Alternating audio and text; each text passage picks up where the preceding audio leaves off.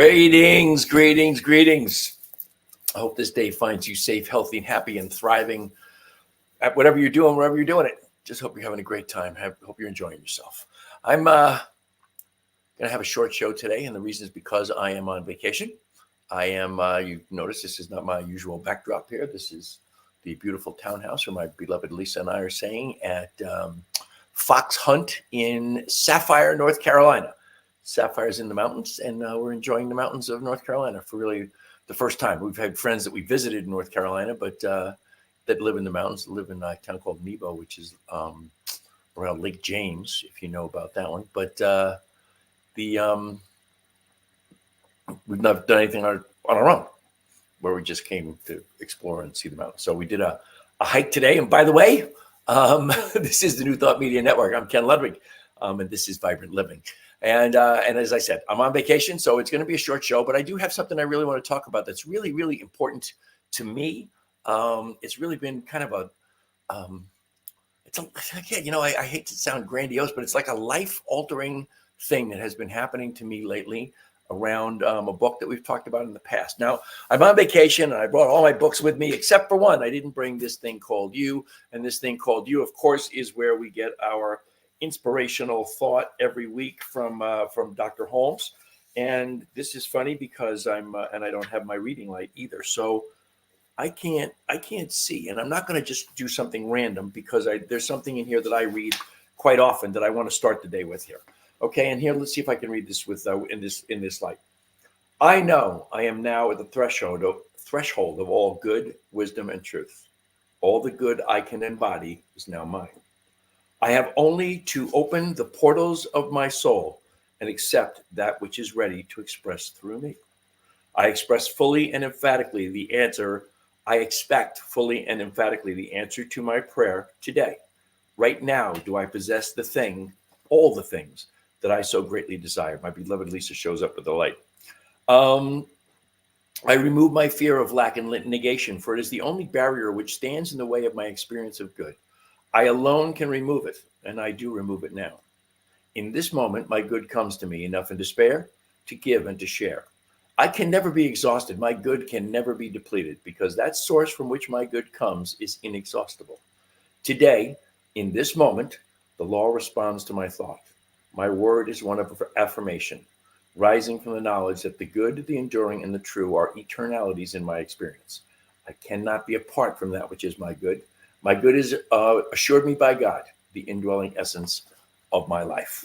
That is on page 293 of Science Mind textbook. It is in the chapter on mental equivalence, which is one of my absolute favorite chapters and thoughts in the entirety of the book and the entirety of the Science Mind philosophy. Is that whole idea of mental equivalence. And it's, just to take that a step further, just for anyone who's not familiar with the expression, mental equivalence is basically the idea that we will only ever experience in our lives that for which we have a mental equivalent.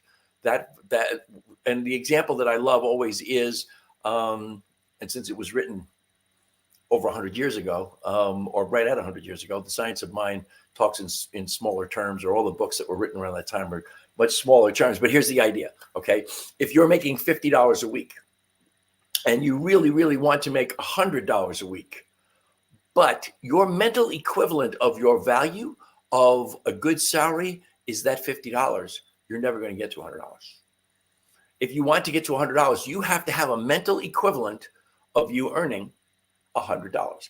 That comes from visualization, affirmations, prayer work, living the life, the as if idea, where you live in that mindset of I'm making twice what I'm making now. And it applies to whatever you're making, wherever you are.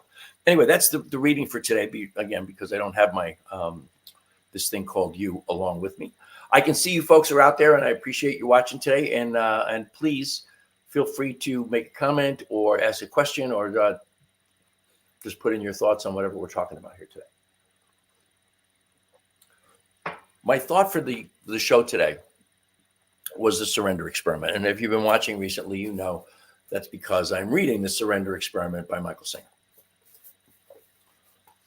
I've read this book before. Now, at the The first book, of course, that he wrote that he's famous for is The Untethered Soul. The Untethered Soul is a fabulous book. It's an amazing book. I loved every page of it. So I immediately bought this when I discovered that it was out there. And the basic idea is each and every one of us has our preconceived notions of how we want life to look. We have our preferences. We have the things that we want, the things that we like. Susan Portencaso, God, it's so great to see you here. Thank you. We have the things that we like. We have the things that we don't like. We have the things that we want to be our experience. We have things that we definitely don't want to be our experience. And we definitely have ideas in our mind about how life should be all the time. Consequently, because we have those kinds of ideas, what we also wind up with is the things that we worry about, and I don't know anyone who's worry-free. If you are, God bless you, but it's not the easiest thing in the world to be worry-free. And we worry about all those things that we want to be the certain way that we want them to be.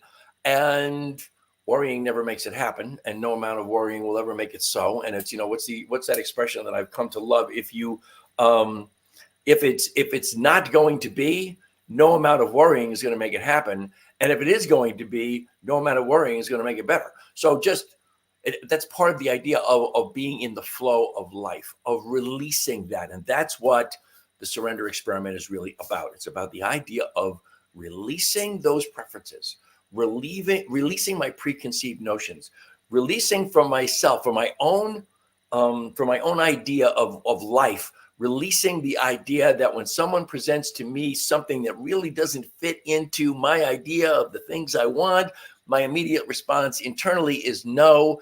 And the flip side of it is that I just let life take me.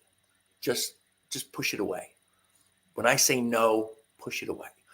Michael Singer in the book, again, he talks about multiple instances in his life where things were presented to him that he absolutely had not thought about, didn't want, they didn't fit into his program, blah, blah, blah. And the more he thought in that realm that he didn't want this to be part of his life, the more he released that thought and accepted what it was into his life to be part of the flow of his life.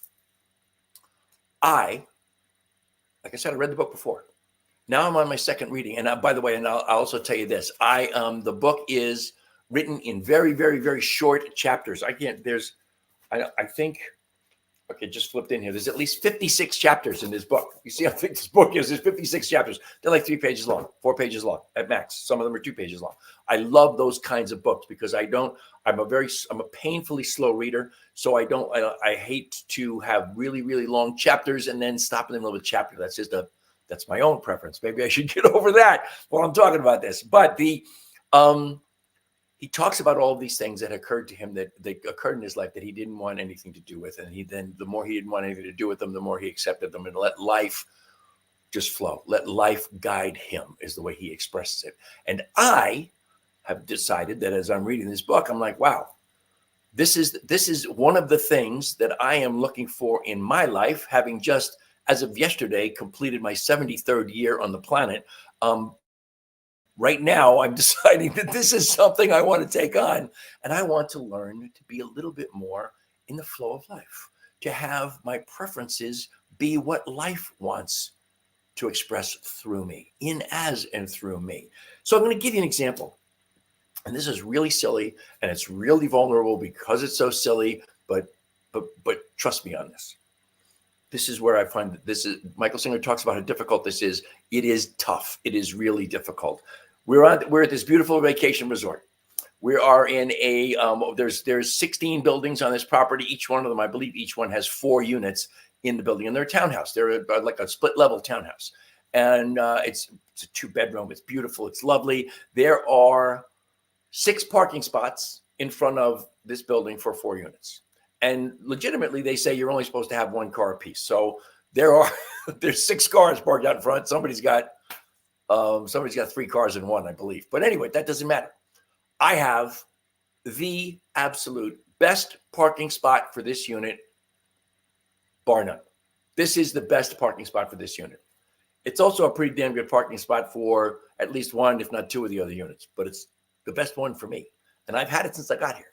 And this is our 5th day here. We're here tomorrow and we leave on Saturday. But we went out to dinner last night for my birthday. And I kept thinking about the parking spot. And I kept catching myself and saying, stop it. Don't get hung up on having that parking spot. Life will either give you the parking spot or it won't. And worrying about it now isn't going to make a damn bit of difference if one of the other people in one of the other units decides they're going to park there. If I'm not there and they park there, that's life. That's the way it goes. But the point is, my worry about it, my thought about it, my nonstop. In fact, it was yesterday. Not yesterday. It was this morning in meditation. Once again, we're going for a hike this afternoon. We walked around Lake Fairfield, which is here in Sapphire, and it's a 3.5 mile walk, and it was really lovely. It was beautiful, even with no leaves on the trees. It's just gorgeous. A really big lake, lots of little. You look at it, it looks like a big lake, and then you walk around it, and there are parts of the lake you couldn't see that, like, it makes the walk 3.5 miles. It's a pretty serious walk, and this morning I knew we were going to do that, and I was outside on the balcony, and I was meditating, and at least, I'm picking a number, man, 7 times, 8 times. I had to push out of my mind my desire to have that parking spot remain my parking spot. And I kept having to push it out of my mind and push it out of my mind and push it out of my mind. And it kept coming back. And the point is that we have these preferences. We have these things we desire. And absolutely without a question or a doubt in the world, if we just put them aside, life takes care of us. The universe provides. And if it's meant to be, it will be. If it's not, it won't. But again, no amount of worrying changes that for the good or the bad. And that's just a small example. I'm working very, very hard at this right now on the idea of the minute I think of a preference, the minute I think of something I would prefer that life presents to me, like keeping that parking spot open. The minute I have one of those thoughts, I'm trying to recognize it, immediately push it away. Push it away, push it away. It also helps you big time stay in the moment. It helps you to live life right now, which is, I don't know if it's a challenge for you. I can tell you right now, it's a pretty damn big challenge for me. Also forgot my CBD infused coffee, so I'm just having a cup of half decaf, half regular here. But the CBD infused coffee is one of the best in the world, one of the best coffees in the world. So the whole idea is to just present that to you. I would recommend this book to anyone. The Surrender Experiment by Michael Singer. And he also, if you've not read The Untethered Soul, read that because that's a great one as well. They go hand in hand. He's got a couple other things he's written. He actually wrote a doctoral paper that had nothing to do with his doctorate, which I believe was in the field of economics. And he wrote something just because he had promised a professor he would complete. And he had a lot of respect for this professor. So he went ahead and did it. And it wound up being published. So, and I have to go back and look and remember what the name of that was, but it's very interesting. I told you there's at least 56 chapters in here. There's a chapter 39, I believe. Chapter 39 is called, that's 35. It's hard to see in this light here. 37, 38. Chapter 39 is called A Touch. Can I get that to the screen so I can? A Touch of Magic. It is a whopping, it's a long chapter. It's 3 whole pages long, whole pages. And I've read it 3 times. I've gotten to the point now when I pick up the book, and I read like 2 of those little 3 or 4 page chapters at a time to like just kind of be with it and absorb it. And that one before I start to read whatever I'm coming up to next, I've read that Touch of Magic thing again a couple of times in the chapter after it, which I won't go back and look for. But just, again, a great read, a great opportunity to learn to let life be the guide, to stop living life by virtue of what we want, what we desire, how we think it should all be, and worrying about it, and to live right now in the moment. I have struggled with that living in the moment thing as long as I have been a metaphysician, which is 25 years. It's actually longer than that. But I finally found something that is helping me along that path.